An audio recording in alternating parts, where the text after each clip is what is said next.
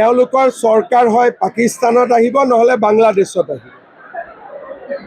অখিল গগৈ চৰকাৰ অসমত আৰু 500 বছৰ পিছতো নাহে, মোৰ পৰা লিখি লওক।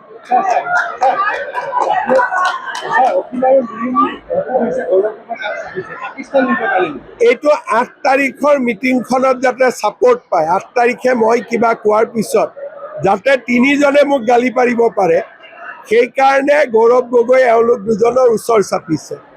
মই এওঁলোক দুজনক কওঁ যে সুবিধাটো এতিয়াই লৈ লওক, 8 তাৰিখৰ আগতে চিটখিনি লৈ লওক, 8ৰ পিছত আৰু আপোনালোকৰ গুৰুত্ব নাথাকিব।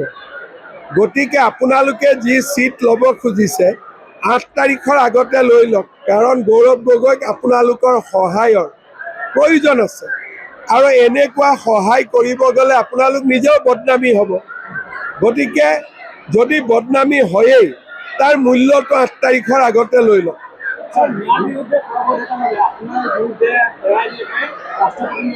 মই ভালহে পাওঁ, মই অলপ পপুলাৰ হৈ যাওঁ, সেইবিলাকৰ পৰাতো মই ভয় নাখাওঁ। মইতো মাৰ গাখীৰ খাই জন্ম হৈছোঁ। গতিকে মিয়া ৰাজনীতি কৰা মানুহক বা বাংলাদেশৰ পৰা অহা ঘোষপেঠীয়া বুলি যাক কয়, সিহঁতক কি হিমন্ত বিশ্ব শৰ্মাই ভয় কৰে নেকি?